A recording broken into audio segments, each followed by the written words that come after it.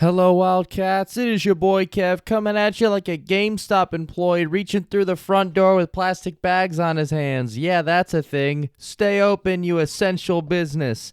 But anyways, this is just a quick disclaimer to let you know that the Commonplace is a comedy and crime podcast. So even though we do cover many serious cases and true events, we do like to throw in some dark humor, some inappropriate jokes, and bad language, and all that fun stuff. So if you are not a fan of mixing comedy and crime, or you are offended by words like poopy bucket, or if you get offended by questions like, hey, is it true you can tell how old someone is by counting the rings in their butthole? Then this probably isn't the podcast for you. Or maybe it is because you're just as weird as us and you don't even realize it. That's probably it. Thank you everyone for listening. Be good, stay safe, and laugh at the dark stuff. Hashtag Wildman, baby.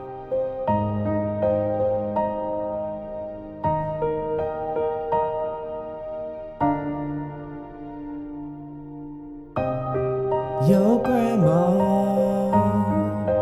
why don't you come around? Oh, why don't you come around anymore? My sweet Grandma, oh, why don't you come around? You used to tuck me in, and then I'd stick it in, and you didn't like that. No, you didn't like that. As a matter of fact, that's probably why you're not coming back. Because I had sex with you, and you had sex with me too. It was pretty good. It was alright. Wasn't that bad. It wasn't that good. It was pretty good. It was decent. How would I know that was the only sex I ever had? Alright, fellas, like we practiced. Yeah. 2, 3, 4. Come on down. Come on down. Hanging with the brothers tonight, yeah. Come on down to the Brotherscommon.place tonight. Alrighty, welcome everyone to the Brotherscommon.place, a comedy and crime podcast where we cover monsters, murders, mysteries, and more. And before we get into today's scary topic, I want y'all to meet my favorite window lickers. Wait, do we have it set to cathedral? Dude, well, we'll do it in post. What's going on, guys? This is Tim, and I know there's been a lot of bad stuff going on lately, and I wanted to tell you guys some good news. I'm actually going to be featured in DLC for the Mortal Kombat game, which is pretty cool. I think, I did the voiceover for it and everything. I think I'm just going to be the guy that people just practice like fatalities on and stuff like that, which is fine, whatever. Yeah. My name's going to be Noob Gaybot. Okay, god damn it, Tim. What up? This is Spence, also known as the Samurai of Sanitizing. Oh, yes. Oh, yes. Fuck yeah, dude. And we are going to keep you all safe from the coronavirus with our 6-foot distant masking tapes on the floor where I work. Dude. To keep people separated. I swear to God. So my work, I'm not going to say where I work or anything like that, but every business in Ohio is essential. Like every fucking business claims they're essential. Like there's no one who's fucking not working except for like daycares Besides and like shit. hair cutters. Yeah. And I'm not even joking. Between two people working at my job, they hung up like a fucking trash bag between them. Fuck yeah. Like, it's just a bag fucking hanging between them. And the wind is always blowing it out of the way. And that is their way to feel better about themselves. And also, they added hours. So we're fucking working more now. Dude, that's so good. Yeah. Cass's work, the beauty shop place, was the only one of its kind to open in Ohio, and they were running illegally, and they had I think they had their business license revoked. Holy shit. Later, can't say that word. Later, losers. Wait, Wait, what the were one you in Hayesville? No. Good, so I can still get haircuts when this all blows over. Because of predicament, they will be getting haircuts from me now. Oh, fuck yeah, dude. Using the peanut? Oh, both of them. Do you do full body? Because, My bush is getting pretty fucking long. Whenever Cassidy cuts my hair, Toof always hides in the back and will pop out and do something. But while I'm getting my hair cut, he pulls out this fucking clipper thing, the clippers that's called the Peanut, and he just like shaves his chest and shit next to me. Fuck yeah, dude. Fuck yeah. But he'll do this thing where he'll try to get Cassidy to get me to like either close my eyes or look the other way, and then Toof's hiding in the back, and he'll come out and like feel my tits from behind. And try and make Kevin think it's her. Yeah, his goal is to make me think that his girlfriend's like grabbing my tits. Fuck yeah. How's that been going for you, too? Looks like we're both living out our fantasies. Oh yeah. Okay, guys. First one of you, doesn't matter. Pick a letter. N. C.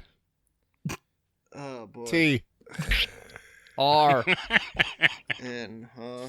Yeah, you got any N words you're gonna talk about too? Yeah, what N words do you have to say, too? Dude, So I could get my I bleep found this button ready. dictionary at my work, and I'm just going to describe myself in a few words. Hey, everybody. This is your enmity, nip, nitrogen, nitrous boy, the tooth. What's going on? A.K.A. the big nipper. Oh, fuck I like yeah. that too. Hell Hell yeah. yeah. And it is your boy Kev, aka the Dirty Dog, or as they called me when I used to be a NASCAR driver, but then I quit racing after I killed somebody, and now I just do food crafts. Tony Stewart. Oh, yeah. Oh, yes. Believe it or not, that was the best of 3. I had Ooh. 3 possible intros, and that was the best. Let's hear the other two. The other one, the punchline was just Daryl Strawberry Shortcake, but I couldn't remember if that was used or not. Did somebody I use don't that? think so. Th- I and don't then- think so. And then the third one is really dumb. It was just going to be, like, the punchline is porigami, and it was just like me and the kids. We would go to my neighbor's house and steal their newspapers and then just fold them into animals. Well, at least you didn't go the racist route and try and use the word Snickers, so that's good. What? So, alrighty, I hope you wild men and wild women are ready to dive into a mystery somewhat, because technically it's solved, but who knows? Maybe there's a little something fishy going on about it. And Wait, much I have just one more. I don't know if this is deletable, but it's Clint Eastwood in Gran Torino, but the candy bars are in his front yard. And he just says, "Get off my yard, you Snickers." Oh, shit. Oh, where was I? Oh, here we go. Much like the coronavirus, this case is coming for some old people. Oh, fuck yeah. So today we Hey, it talk also about... sounds like Kellen Winslow. Oh, my God. Yeah, I knew that was coming. So today we talk about the weird, mysterious case surrounding the death of Dorothy Donovan. That's an old lady? Named Dorothy? Fuck, those are usually just teens, I think. Yeah, dude. And I don't want to, like, thank God no one's listening, but sounds like a sexy teen, if I'm going to be honest. Dorothy Donovan. You already know where I'm going. Baby, I'm dead, but I need you. Oh, no, too. Yep. She really is dead, though. I know. I'm looking Wait, up the how- lyrics right now. You're not Wait, how talking did about... we know where you were going? You're not talking about Dornell Dorothy, are you, from Dark Lotus? Of And if you course need I the am. lyrics, Oh. you could just fucking ask me. Okay, so only Andrew knew where you were going. And picked it right back up so I could bust up in her mouth. The part that doesn't rhyme. I remember sneaking in her house to smoke a couple joints. Whatever the fuck it is. We hooked up at a block party at some point. I remember sneaking into her house to smoke a couple joints. I sparked my light and there she was hanging to my surprise with her fuck me boots, giving me the fuck me eyes. I took the ropes off and bent her right over the washer. It took a little time cause body parts kept falling off her. I banged her fucking dead until her head fell off. Picked it right back up so I could bust off in her mouth. So, alright. So this case, it's definitely an odd one. But before beginning, let's, of course, go ahead and mention our sources on this one. We got 3 main sources. The first one is Unsolved Mysteries, the show, the Facebook, and the Fandom Wiki article. Oh. Yeah. This case first aired on May 12th, 1995. And then we also use WBOC.com. And then most of our information will come from the Forensic Files episode. Nice. So, yeah, pretty good. So anything you boys want to mention before we jump into this? Hashtag thank you, Forensic Files. And hashtag thank you, Mark. You know, Thank you, Mark. Thank you, Mark. Whenever I think of Forensic Files, I always think of him because he would talk about the episode where this dude got busted because they found his DNA on like a Dairy Queen blizzard that he threw in the trash at the mall. And What? I don't remember how it goes, but I'll put the clip in here if I can find it. But they say something about like they found his DNA on a blizzard or something ridiculous like that. Next time I'll just eat the rest of it and throw it out at home. But DeParvine made a mistake during the Christmas shopping season. He stopped at an ice cream store and bought a dessert known as a blizzard. My partner at the time and I watched him eat the blizzard and felt that the way he was slowly eating the blizzard and taking the spoon and raking it across his teeth, that spoon would possibly give us some DNA from Mr. DeParvine. DeParvine discarded the cup and the spoon, and investigators immediately retrieved the spoon from the trash. So, all right, so this is a bit of a weird story to tell, so some parts might be a little confusing, but here we go. Wait, real And quick. Who yeah. throws away a fucking blizzard cup and doesn't think about taking it home and using it as a fucking piss jug? The shame of some of these people. Dude, everything is a Everybody piss that's jug, not YouTube. too. But to be fair, not everyone fucking spends their time 4 feet away from the bathroom. Oh, too. Oh, man. Alrighty, so I want you guys to just imagine in your head, okay? As far as where this case takes place, imagine being magically swept away to Delaware. Hi, I'm in Delaware. I'm in Delaware. So do I have fucking to Wayne's still World pretend joke. that my senator is Joe Biden? Hey, shout out to fucking GameStop, dude. We all judged you. We called them assholes for making all their workers come to work. But you know what? We didn't know that they were about to be shut down. Psych! We had no idea that over 300 stores were about to get shut down. Psych! Hey, I guess it's the exchange in here now, gang, gang. Oh my god, fuck yeah, dude. The exchange shall rise again. Dude, I remember being like, because Mark worked there for a while. I Yeah. remember being like, fuck, man, you got the best job in the world, Mark. I'm so fucking jealous. He's like, dude, you know how many fucking idiots come in here and try to trade in like piece of shit games worth nothing and they want like tons of money for it? Like he said this one guy came in and kept going, yeah, man, I got this Sega PlayStation I want to trade in. And he's like, dude, that's not a thing. He's like, nah, man, I got it. It's a Sega PlayStation. It's like, dude, that's not a fucking real thing, man. And then they banned your dad from the store. Oh, fuck yeah, dude. Hell yeah. Come on, Tube. Dude, his dad was so pissed the one time that Kev was trying to just hook up the Xbox. Yeah. Remember that, Kev? Oh, yeah. Hey, this is a great game, Kev. Yeah. Hey, Kev, you going to be done tonight or what, buddy? With the whole GameStop closing thing, they like there's a GameStop and you have to like walk across the parking lot and they like rope it off, and they're like, you animals are not crossing here. Oh, yes. Oh, hell yeah, dude. Fuck yeah. So, alrighty, boys. Harrington, Delaware is where we're going to be today. Harrington is located in Kent County, and in 2010, it had around 3,500 people living there. And according to the United States Census Bureau, the city has a total area of 2 square miles, of which the 2 square miles of its land, 0.04 square miles of it is water. That didn't make any sense. That was an actual quote I was reading. That's probably from the wiki. But anyways, according to the United States Census Bureau, the city has a total area of 2.0 square miles. So, cool. I don't even know how big that is, honestly. That's not very big. Oh, so it's my dick. Oh, Jeremiah, that's not true, dude. Ding, ding, ding. Got him again. You just got done swimming. It was cold. I just got done watching that new Netflix Amy Schumer stand-up. Fuck yeah, yeah. dude. And I'll tell you what didn't stand up while watching it. my little pee-pee. All I got to do, too, if it's watch the My Girl scene, and then it's giant. Dude, the Fuck yeah. fucking My Girl scene is so good. It is. Sit in that I can't- fucking casket, B-boy. Dude, I honestly can't count on my hands and toes how many times you got my mom pregnant from that fucking scene. Tree climbing Tom straight. His face hurts. And where is his glasses? He can't see without his glasses. Put his glasses on. Put on his glasses. He was going to be an acrobat. He's gone, sweetheart. Get He's away gone. from me.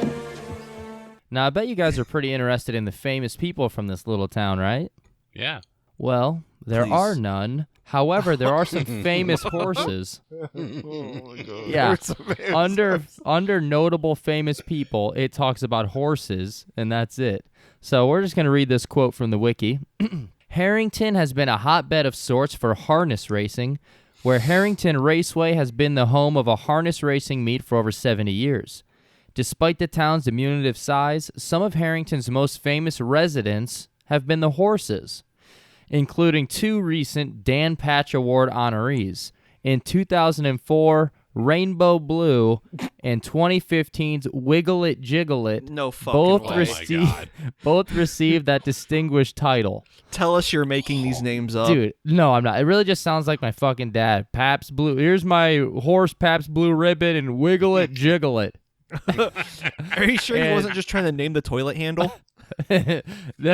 My dad just named it trying to remember that Rob Schneider movie.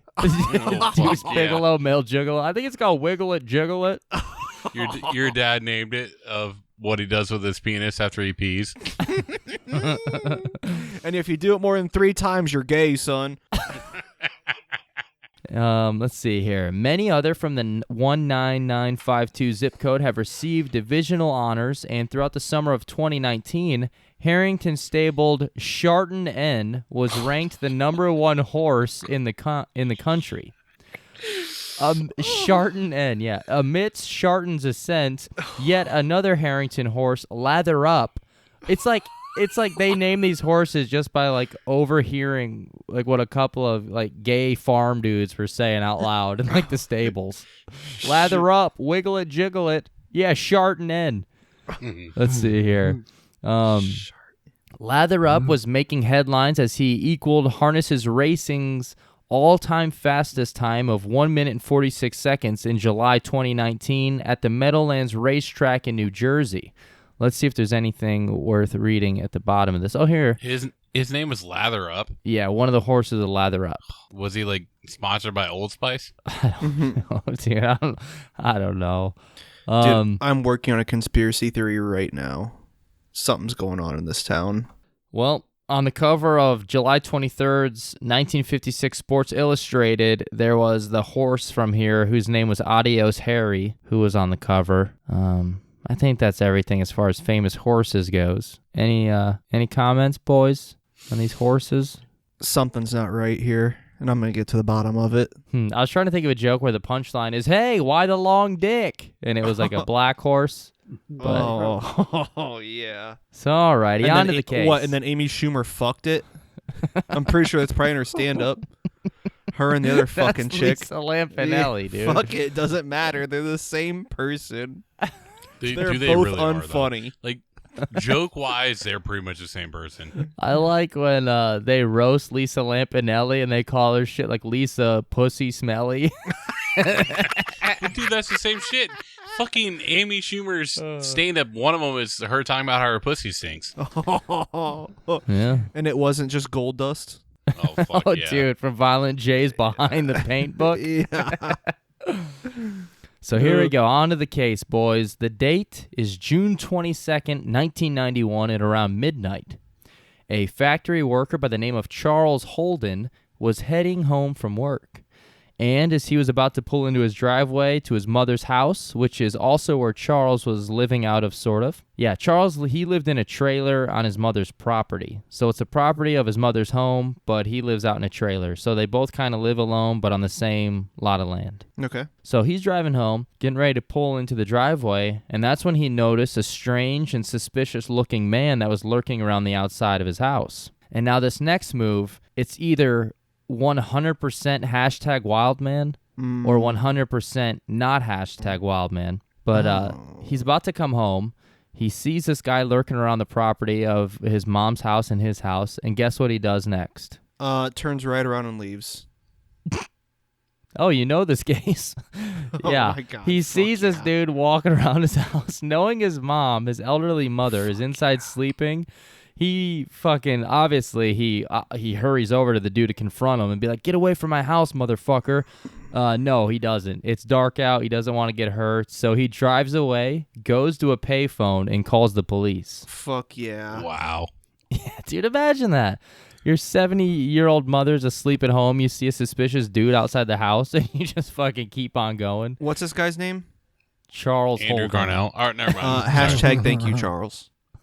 And I do want to note on the Forensic Files episode, the dispatcher that Charles calls, he is sitting at a desk where it's like a half circle of 6 monitors around him. So fuck yeah, dude. Hashtag Wildman. That guy's awesome. He's like a super old dude. Fucking Charles Holden.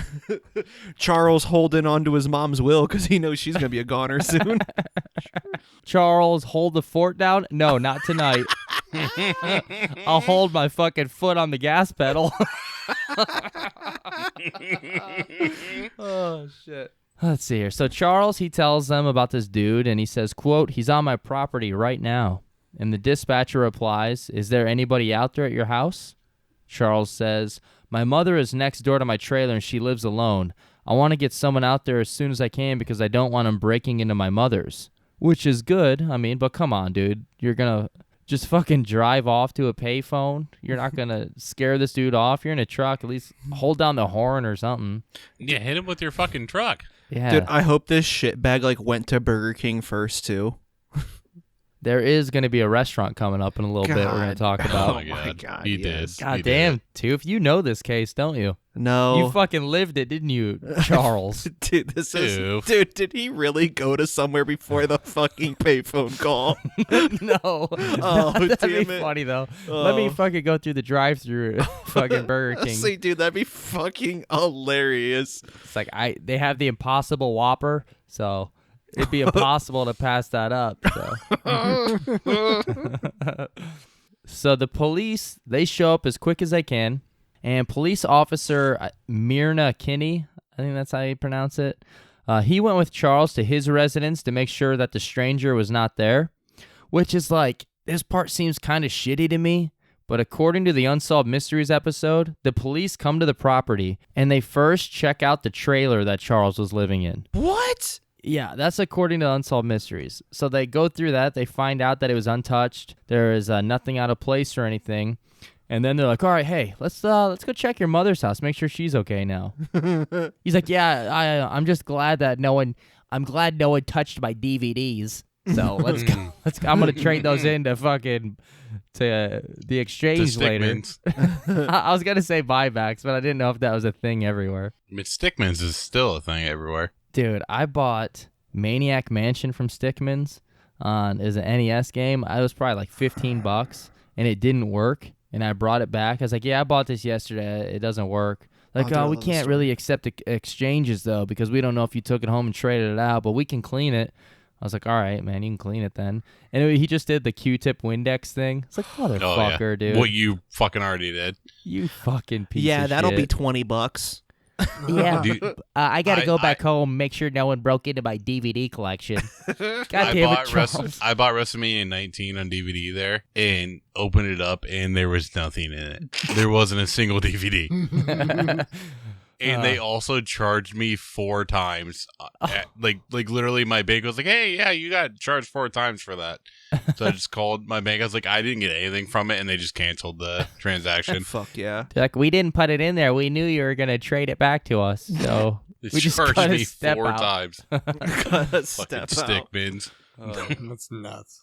I passed up on getting a 2-movie set DVD of Troll 1 and Troll 2. Oof. Oh shit! Yeah. How bad do you feel about that now? I regret it. Yeah, I wish I'd gotten it. because with the whole coronavirus and stuff, you could have stopped the whole thing. Yeah, with the That's whole true. coronavirus, they probably sold the stock out of them. Have fun getting them now. I reintroduce it to the market. I re-release like the new edition, and that gets the stock market going again. What if in like this money stimulus bill, everyone gets a copy of them? Fuck yeah, dude! It was We either could- $2,000 Troll 2 or for this. everyone. Fuck yeah. We're like, we were gonna give you all $2,000, but we figured $1,200 and Trolls 1 and 2 would kind of just be equal. Dude, you know what really fucking pisses me off, man? So 4 days ago, Chad gets this money. 4 days ago, I tweeted out, "Fuck the coronavirus tests. Keep them. We want the McRib." Okay? I got 4 likes. I saw yesterday someone tweeted out like almost the same thing and got like 22,000 retweets and everything. Holy fuck, Like, man. you motherfucker.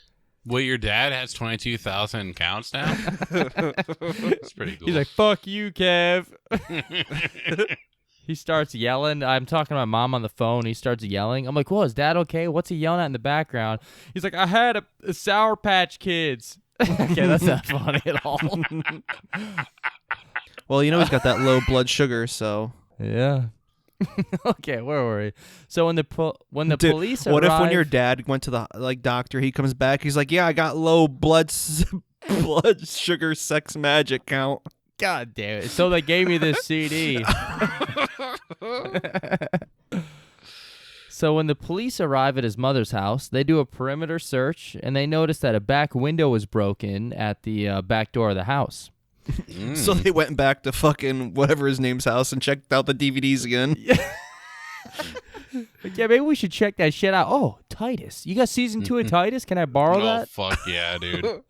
Hell yeah. And the police, they next head upstairs, and sadly, they find that Charles' mother, 70-year-old Dorothy Donovan, was lying dead in her bed. And it was a pretty brutal crime scene. There were blood splatters all over the bedroom, just blood everywhere.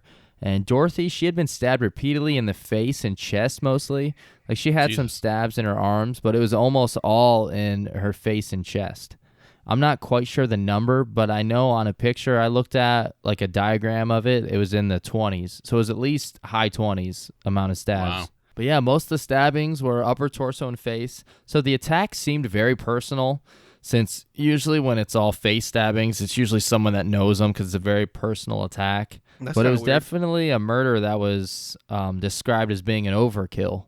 Did the police, since a 7-year-old lady got stabbed a bunch, did the police check and see if a ginger kid just got out of juvie recently? Fucking Jacob LaRosa. Yeah. Yeah, dude. I can't believe you didn't crack another Kellen Winslow joke. I was waiting for it. Well, she was stabbed in the face, not the pussy. Did you check her asshole? I look around the room. Are there any signs that the person that did this jacked off first? Yes? Okay. It was Kellen Winslow. Is there a hot tub nearby? What if they're like, did you check her asshole? They're like, well, no, the only asshole she has is standing next to us named Charles. Is that the guy's name? Yeah, dude. Oh, okay, good. He's in the corner of the room just going through some baseball cards. He's like, huh?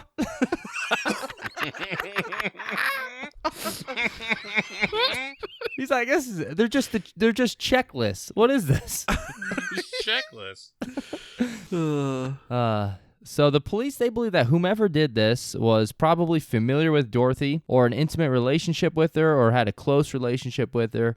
It just, the whole thing seemed like an overkill. Like, you probably knew who she was if you're going to do this. It could have been someone familiar with Dorothy, or it could have been Dorothy's familiar. Oh. Like a wolf familiar. Oh, shit. Could have been what it was. That's true. But then also, like, when she left, like, she did say that she was gonna miss Scarecrow the most, and I feel like that's kind of fucked up. So the Lion and the Tin Man might have been pretty pissed off. Yeah. Who knows? They could have done this. And then the police looked over It's at true. Charles. They're like, "Oh, I take it you're the Lion, you fucking coward." And one more thing that seemed pretty odd. They initially thought that the way Dorothy's body was found, I think maybe her legs were kind of spread or something, but they thought that maybe she had been sexually assaulted. But the autopsy would later show that luckily that wasn't the case. However, this did next lead the police to believe that maybe this murder scene in the bedroom was staged to look like she'd been sexually assaulted. I mean, these are just theories. They're not, like, positive, but they thought maybe that was a possibility. Yeah, it's Kellen. And there were no valuables taken from the home either.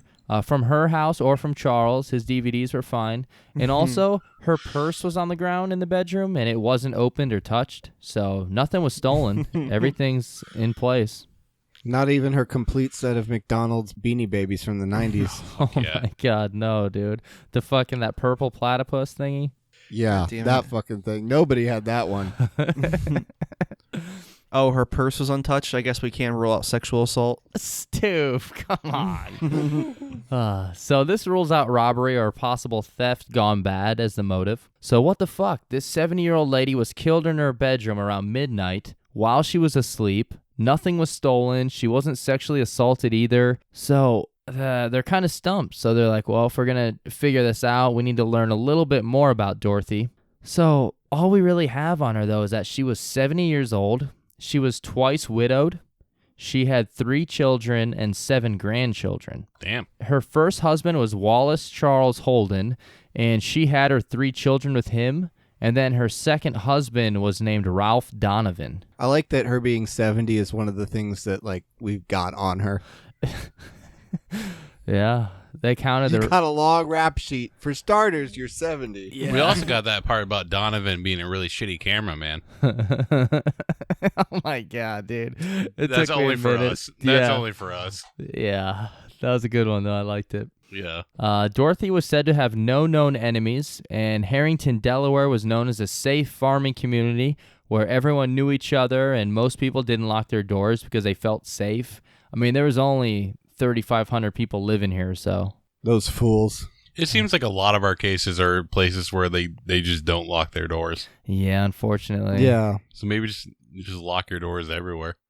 Get like some stone lions for outside your door, like a library. Hell yeah, That's dude. good. Guard Yeah, the That's a way. good idea. Those would be awesome. Three's Company. Come and lock on our doors. Wait, okay, I like that. We've been waiting for a tooth. Oh. Did I hear that when the Chinese government quarantined some people, they literally like welded the doors of their apartments shut? Holy shit. Yeah, I've heard I wish they would fucking do that here. You got a bunch of idiots fucking. I was driving by somewhere on my way home, and there's a group of 30 people that were standing in like this small picnic area, and they were all just fucking chain smoking. Huh. Oh, yeah. Hell Like, yeah. why? That seems smart when there's a respiratory disease. Yeah, dude. I'm gonna be honest. I wasn't coming home. I was on my way to go get burritos. But I went through the drive-through. That's essential. Oh, hey, Kev. Yeah. I mean, this probably doesn't need to be on the podcast, but I stopped at Burger King on the way home from work the other day. Yeah. Do you remember, I think her name was like or something. She was like a really shitty KP who brought like her kid in the back to show like that she made the bread. Do you remember that? No, I don't. She works at Burger King. Like she was the one that gave me my food. So she's Kim. moving up. Wait, is she one of the server glasses? No, she was a KP. Like she blonde, like Was she was she short? yeah, she was short and like we hated her. Oh, I do remember who that is. Yeah, dude, she works at fucking Burger King. Did she have a mustache or hairy arms? Oh, yeah, Okay. yeah, that one. Yeah, that one. Yeah. Dude, I saw her. She's like, "Did you want me to lick the onion rings?" It's like, God, no. Why is that? Why would you offer me that choice? I was like, God, no. Why haven't you already done it? But, Her- yeah. Her like pussy flaps are like a chameleon or salamander's tail. She just cuts them off and they just grow back, and that's what she makes onion rings out of. Good thing I didn't get onion rings. But She's she's like- like, do they even have onion rings at Burger King? She's like, "We got the Impossible Whopper. We got the Impossible Pussy Lips." They look like the ears that someone had gauged, but they took the gauges out. They're just fucking dangling around. They look like a fruit by the foot. I was gonna say they look like the ears they grow on rats. Oh, fucking shit. Okay, fuck yeah. Yeah, so the police, they're stumped as to who would do this and why. However, they did have one thing to go on, just a little statement that they thought was kind of odd. And when Dorothy's son Charles had gone through his mother's house with the police, they wrote down a little statement that he had said. After they found his mother's dead body, Charles said, quote, "I can't believe he killed her. I can't believe he killed her." Oh my god. So they're kind of like, all right, that's kind of interesting. Why the fuck did you say that, Charles? And this is when Charles tells the police that I know the man that was walking outside my mother's home. What the fuck? Which is like, okay, motherfucker, if you knew who it Maybe was. say that at the fucking time. Why didn't you fucking stop him then? Why did you just fucking run away and film a David Arquette call AT&T commercial while your mother was getting murdered? Yeah. Well, if he's like, because I know who that man was, because I'm looking at the man in the mirror. Oh, yeah. It was him the whole time. Oh, hell yes. Yeah, so a little bit of a plot twist here. What the fuck, Charles? He said that the man was someone that had asked him for a ride earlier that night, and then later got angry with him, and possibly this man killed his mother for revenge. Okay, no, that's not real. well- That's not what happened. This, Come this, on, Toof. We've all been there. This has happened to all of us. Come so on, a Toof. guy asked him for a fucking ride somewhere, and on foot beat him to the guy's own house. Well, that's what he's saying. Dude, he's a fast runner, Toof. Come on. So, Hey, next time Usain Bolt asks for a ride, give it to him. so this isn't making a whole lot of sense. It's kind of confusing. Nobody believes him. He's not making any sense at all. And the detectives, they straight up are telling him, they're like, yeah, dude, nothing you say is convincing me that you're telling the truth. Nobody's going to buy your bullshit story either. And now the police are even questioning whether or not this mysterious man even existed. And here's a fun quote from one of the detectives during the questioning. Quote, only an idiot will believe that story, not me, an experienced Fuck yeah. policeman. And then he follows that up with, an idiot wouldn't believe that story. Fuck yes, dude. He's right up there with that helicopter pilot from Grizzly Man. Oh my I just God. think the Bears left him alone because they thought he was like fucking retarded. The Bears seen him out there eating an ear of corn. He didn't even peel the son of a bitch.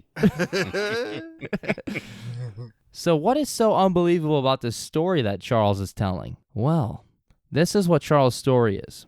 And by the way, Charles is 51 at the time of this case. His mother is 70. He's 51. Yeah. So back to the night of the murder, June 22nd, 1991. Charles was working the 4 p.m. to 11 p.m. shift at his factory job. And then on his way home from work, he stopped to get a hamburger at the Hardee's in Harrington. You Hardee's. can't blame him for doing that. Hardee's is pretty fucking Yeah, good. dude. Classic Triple H. Hamburger, Hardee's, and Harrington. Yeah, dude. He Fuck comes. yeah. He walks. Innocent. He's innocent. He walks in there like Triple H when he has that fucking big crown and like shoulder and cape combo fuck thing. yeah, dude. Yes. So he goes walking in like that. And after he goes inside, he gets his food to go. And while walking back to his truck, a black man had approached him. Okay, Oh. come on. So the man, he asked Charles if he could give him a ride to Georgetown, which according to Google Maps, it's about 30 minutes from Harrington to Georgetown. And Charles tells him that he isn't going to be driving that far, but he is heading in that direction, so saddle up, partner. So he says, yeah, I'll drive you a little bit, but I'm not going all the way there. After driving about 2 to 3 miles, he tells him, alrighty, here's your stop. That's all the further I can take you, and you have to get out. The reason for this is because Charles was only a half a mile away from his house, and he didn't want the hitchhiker to know where he lived and which house was his. But when Charles told the hitchhiker to get out of his truck, the hitchhiker got angry and started to hit and attack Charles while they were both sitting in his truck. All right, you guys following? Yeah. Oh, we're following. And then Charles gets out of the truck to sort of run away, I guess, since he was being hit. And then the hitchhiker grabs a screwdriver from the floor of the truck, gets out of the truck, runs after Charles, catches him, and starts beating him up again. So he's not like stabbing him or anything. I think he's just like punching him and pushing him and shit like that. And then the man holds the screwdriver up to him and threatens to kill him if he doesn't drive him the whole way. So Charles, he agrees. But then this is when the animal inside Charles comes out. The inner hashtag Wildman is ready to emerge. All right, you guys ready for what happens? I'm ready. Charles is like, fine, all right, quit beating me up. I'll drive you all the way there. You happy? And as they both get ready to walk back to the truck, Charles starts hauling ass, jumps in the truck, locks the doors, and then drives off. Fuck yeah. Hashtag Fuck yeah, wild man. Which How the fuck? If he runs away, then the dude got out of the truck and caught him. How the fuck does he get back to the truck first? But dude, I can honestly explain why he didn't go back home. What's that? Because once you go black, you never go back. Okay, all right, yeah. that's fair. So, Dude, what if Charles on the back of his truck had one of those no fear stickers? yeah, dude. Fuck yeah. And his mom put on one of those vinyl stickers. It's just Calvin pissing on Charles. Dude, I want to get one of those Calvin vinyl stickers, but it's just R. Kelly pissing on a girl. Oh my god, hell yeah, dude. So Charles, he gets in his truck and drives off. And this all happened at an intersection that was half a mile from his home. But he didn't want the hitchhiker to know where he lived, so he drove off in the opposite direction, and then he ends up driving around for a bit. And so the hitchhiker is left standing alone at the intersection, holding a screwdriver, and all of a sudden he just walks off. So that was the last that Charles saw of him. Actually, he said that the hitchhiker was singing like, "Here I am once again." Some more Kelly Clarkson. And Charles, he was shaken up by this whole thing, and he said that's why he chose to drive around for a while instead of heading straight home. So like we mentioned, he didn't want the dude to follow him and know where he lived. So he drove around for about 20 minutes, and then that is when Charles pulls into the driveway of his home, and that's when he saw the hitchhiker walking around his property. And one thing to note here, the murder weapon is believed to be some sort of cutting weapon. They said maybe a knife or possibly a screwdriver, which the hitchhiker was wielding a screwdriver that he took from the floor of Charles's truck. So that is the story that Charles told the police and that the detectives aren't buying. That is the story that he told them. What if the screwdriver he took was the one out of Charles' hand because he was drinking and driving?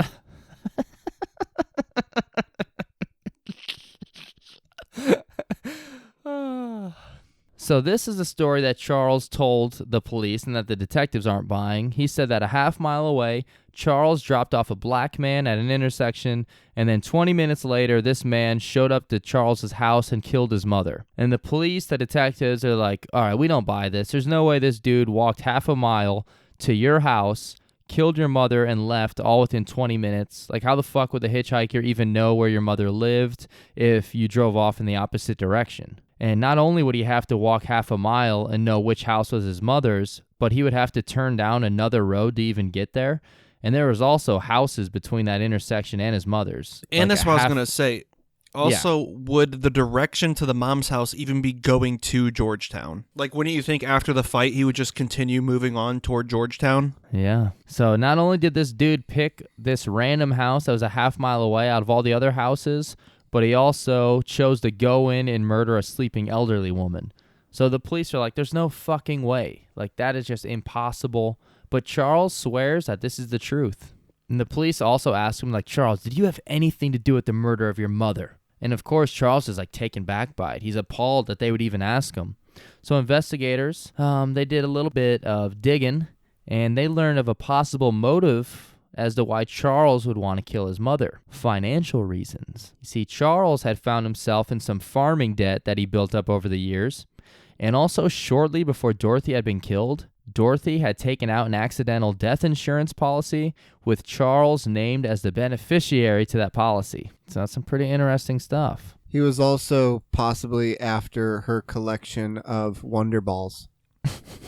Well, I'm definitely after everybody's collection. Wonder, man. And Charles is like, this is the fucking truth. I'm not making this shit up. I got nothing to hide. And the police are like, okay, well, we're going to have you take a polygraph test. And Charles says, nope, I'm out. I refuse. That's right. Charles says, no thank you to the lie detector test. Hashtag Wildman. Hashtag Wildman. Honestly, I don't blame him for that part because lie detector tests are stupid. They're not going to do anything but hurt you, and it's dumb. So now the police believe that he is trying to hide something, possibly. And then the police tell him, you know what? We've done all this. We've told you 100 times. We still don't believe your dumbass story. And then they say, however, we know that you did it. And we have proof from the crime scene. We know that there was blood splatter all over her bedroom, but outside the room on a railing, on the railing to the stairs, there was a bloody palm print. Uh-oh. Oh, shit. Dumbass should have followed the COVID-19 rules and washed his hands. Right. For at least 20 seconds. At least. And this is what the detective told him. It's going to be your fingerprint. Murder in the first degree, death penalty. They're telling him that when they're questioning him. So there's a few fingerprints in the house, but most of them are smeared. However, the palm print was pretty clear and it was able to be used. And when the palm print was analyzed and compared to Charles, it was found out that the palm print did not match that of Charles. No shit. Which means, holy shit, this batshit story might actually be true. The juice is loose. The juice is... When I'm on the field, I'm like a lion going loose. Fucking juice is loose, man. Is that what they sang when the Americans rescued the people from the concentration camps? Well, that's what OJ sang when he did. Wait, is that an orange juice joke? What's The that? Jews is loose. Because it sounds very Juice. concentrated. So now, since... Orange Jews are the ones that are like fans of Trump. So now, since the bloody palm print doesn't match Charles, and that was really the only person investigators had thought was responsible, now they decided to take a different approach. They now believe that Charles may still be involved with the murder, and maybe he hired somebody to kill Dorothy. So even though the forensics, they don't match up to him being the killer, they still don't believe his story makes any sense. However, many witnesses claim that they did see a man at Hardee's that night that resembled the hitchhiker. So we'll talk about the hitchhiker's description in a minute. But yeah, But isn't it just a black guy? Yeah, pretty much. We'll tell the description in a minute right here. But yeah, it was a black dude. It always cracks me up though when in cases where they make up stories or I was approached by a black guy. It's usually how they all start. Yeah, it's always a minority for sure. Yeah. So here is the collected description of this hitchhiker, and this is taken straight from the Unsolved Mysteries Wiki. Quote, the stranger is described as being in his late 20s or early 30s. This would have been in 1995. He is 5'8" with a slender build and a pockmarked complexion, and he wore plastic frame glasses with oversized lenses. Due to the extremely violent nature of the crime, investigators believe that the stranger may have been on drugs, most likely crack cocaine, at the time of the murder. And if you look at the sketch of the guy, he kind of looks like Stevel, which is Steve Urkel's dummy from Family Matters that came to life. We all know what it is. Yes. And it cracked me up to Hey, think... Tim, get the pillow. I'm not giving it to you until I'm done, buddy. But it cracks me up to think that the police are like, okay, so what does this guy look like? And he's a skinny black guy. He's got these really big, thick glasses. He lives next door to this girl that he really likes. Her father's a cop. You're just talking about Family Matters. That's Pretty just much. Steve Urkel. He's like, no, it's different. Sometimes he goes into this booth. He comes out looking like Bruce Lee. That's just fucking fuck Family yeah. Matters. He's like, sometimes his brother asks him to get the tables. Dudley's, dude. It's Fuck just yeah. Devon. He's like an I'm Spike Dudley. Oh, fuck yeah. So police, they found people that were at the Hardee's that night, and a lot of them, they did say, yeah, we saw a black man walking around the parking lot asking for a ride that matches that description. And then after putting together a lineup where it was literally just a bunch of black guys that wore glasses, Charles and 3 witnesses all picked out this black dude by the name of Rich Mitchell. Yeah, they're all like, that was him. That was the guy we saw. And Rich, he was a 33-year-old dude that looked just like the sketch. And he was a dude that had been previously arrested many times, mostly for forgery and theft. And so the police are like, all right, we're pretty optimistic. That's this guy. It's got to be this dude. And so they go over to the house to see him, and he has a full-ass beard. Oh, yes. So the guy that in the sketch and the guy they saw was clean-shaven 2 days ago. This guy had a full beard, okay? And they still fucking, they, fully, suspect that it was him. Even though the palm print didn't match up and that he had an alibi and he had a full beard, they still were like, I don't know, it could still be this guy. Poor fucking dude, man. Hey, I don't know. Did he have a T-shirt that had the word amused lit up on the shirt? Now, back at the crime scene, the police also found blood in the living room on a light switch, which brought us 2 things to note. 1, the blood on the switch was not Dorothy's. So it's possible that this blood was of the killers, which meant that either Dorothy had fought back and caused this dude to bleed, or he cut himself on the glass when he broke through the window to break into the house, which is most likely what happened. But hopefully this 7-year-old lady fucking hurt him at least a little bit. Forensics sent the blood to a lab to be tested, and this is what they found. The blood did not match Dorothy's son Charles. And also, remember that lineup of all the black guys wearing large glasses?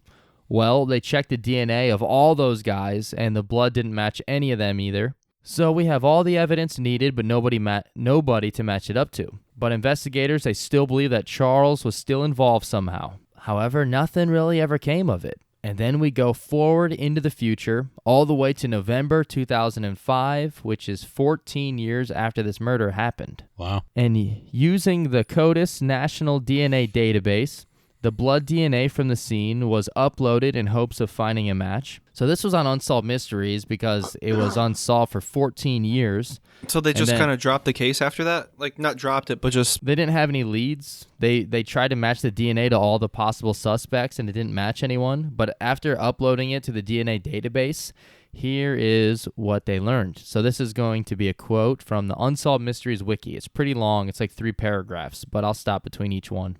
The DNA evidence, along with the bloody palm print on the banister, identified Dorothy's killer as 41-year-old Gilbert E. Cannon of Delmar, Maryland. Cannon lived in Delaware at the time of the murder. He had previously served time for a 1997 murder. He has also served time on robbery and drug charges. Prior to his release, his DNA was collected, which was used to connect him to Dorothy's case.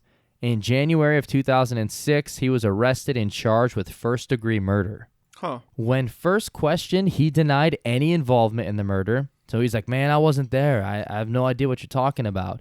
And then as soon as they told him, like, dude, we got your DNA, he's like, all right, yeah, I did it. That's it. Yeah. He told authorities that he was high on cocaine the night of the murder. And he said that after Charles left him at the intersection, he walked down the road looking for a place to sleep. He passed several houses, but they all had lights on. And he said he chose Dorothy's house because it was the first one he could find that didn't have any lights on, so he thought no one lived there. And then he broke the glass on the back door and to get in, and that's when Dorothy woke up. And he didn't want her to identify him, so he killed her. Clearly. Yeah, and Cannon confirmed that it was just a coincidence that he chose her house. And when they told him that, that was the house of the mother of the guy that gave you a ride that night, he said he had no idea that house was hers or Charles. He confirmed that he acted alone, and he had no idea. It really was just a random chance, and Charles' story was 100% the truth. Bullshit. And Cannon pled guilty to the murder and was sentenced to life in prison without the possibility of parole. Yeah, when they told him, he was shocked as hell. He was like, what? He couldn't believe it. Just the fucking crazy chance that could happen. And what's his name again? Gilbert? Gilbert Cannon. Gilbert Cannon. And he said the reason for asking for a ride is because he was high on cocaine and wanted to go get more cocaine. So that's why he asked for a ride from Charles. What a fucking ridiculous story. Yeah, that's pretty unbelievable, actually, coincidence-wise. And then he killed her with that fucking screwdriver he took from Charles's truck. It'd almost be interesting what would have happened if he would have left that screwdriver behind. And yeah, they would have saw 2 sets of fingerprints on it, but they would have just booked Charles because it would have had his fingerprints on it. Well, I mean, for 15 years, everyone thought Charles was involved. I remember hearing that even some of his family thought he was involved. Yeah, but if your family is okay with thinking that they had to have a reason. Yeah.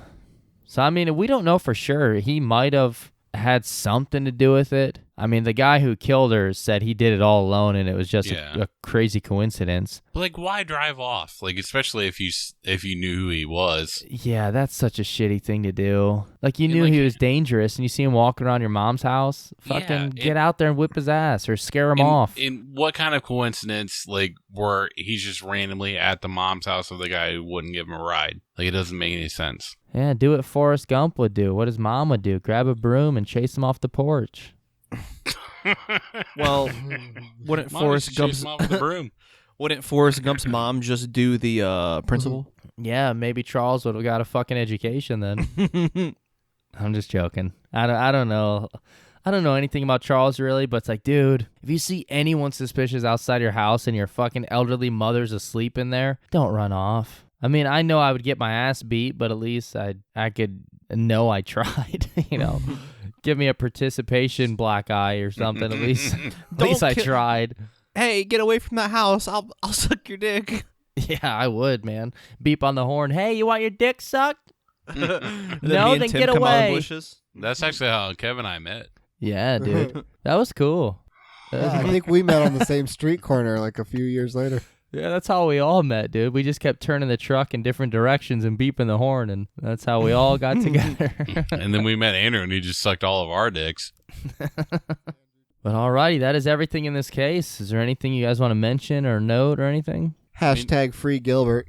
Oh, fuck yeah. Oh, he had fucking admitted to it, and he got arrested for another murder. Oh, my God. Oh, they're not in here. They just dropped out. We lost you guys. Spence and Tim just left. Uh-oh.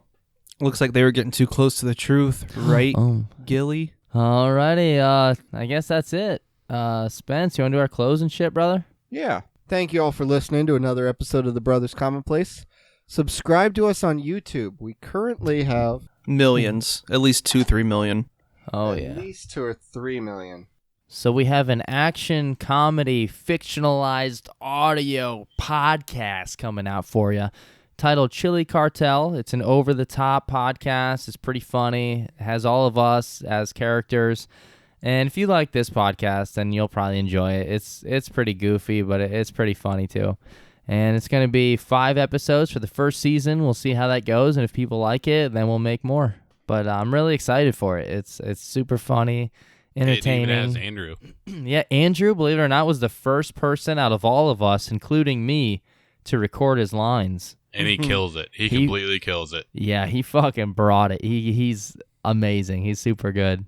People just think we're joking right now. No, yeah, we're telling the truth. Yeah, he fucking killed it. All right, we're currently at 132 subscribers on YouTube, which is +4 in the last 28 days. Fuck yeah. Come on, guys. We could do better than 132.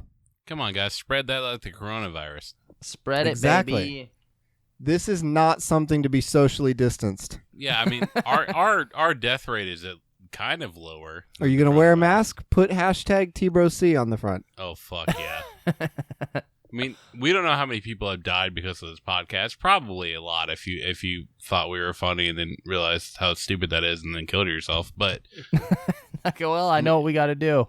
yeah, but I mean, you know, the coronavirus has killed more people. So spread this. Right. Spread this. Absolutely.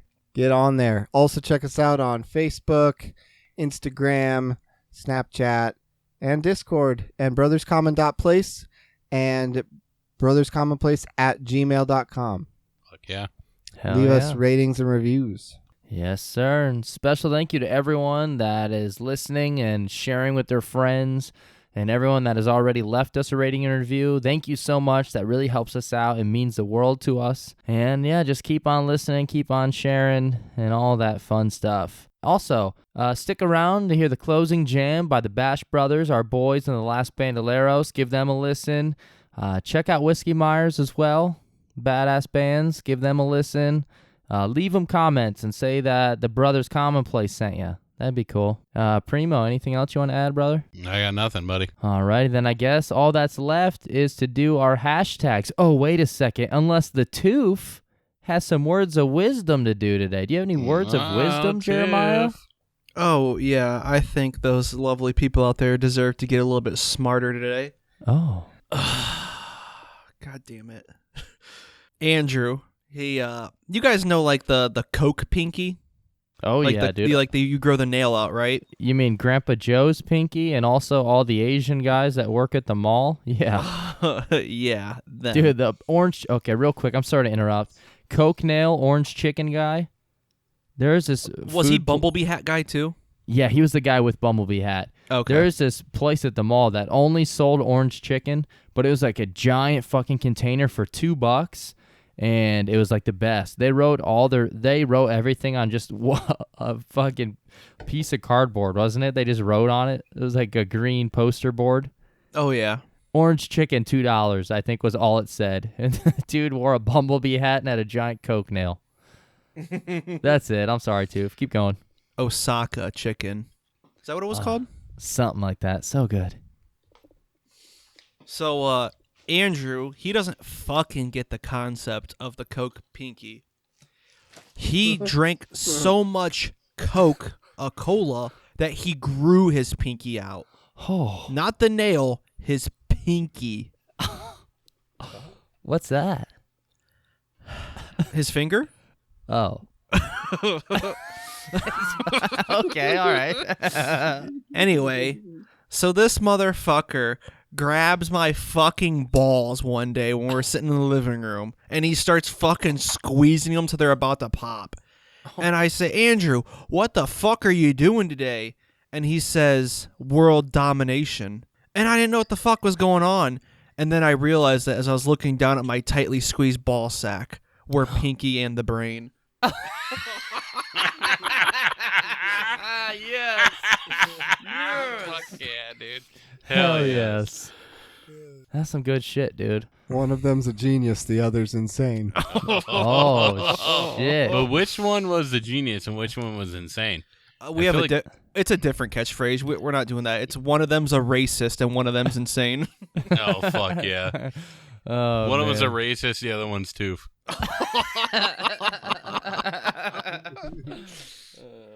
All right, I guess that's everything then. Thank Dude. you, Oh, What if Andrew fucking just takes the fucking... God damn it. what did he take? It's just Andrew erases everyone's answers on the test because Andrew's an racist. I like how there's no description of what kind of test. You just said the test. The big test. Oh, It's the coronavirus test. It's Oh. the You know. COVID-19 test. it's the big test. Oh, fuck yeah. It's a big, big test tonight. I like how we're not even talking about there was a wrestler named Test. Yeah, dude, I Yeah. Yeah. Fuck yeah, he's dead though, isn't he? It's fine. He died before the coronavirus. Oh, thank God, dude. He knew how to get out. That's why there aren't any tests. Dude, that's gotta be it. what it is. Oh boy, but alrighty, thank you everyone for listening. Be good. Stay safe. Laugh at the dark stuff. Hashtag Gilbert. Hashtag Wildman. I just straight up ignored you. Hashtag right. T-Bro Nutsack. Hashtag Thank You Mark. Hashtag thingy mark. Hashtag boy pussy. Hashtag Oh. Gilbert's life matters. No, guys, he's murdered 2 people.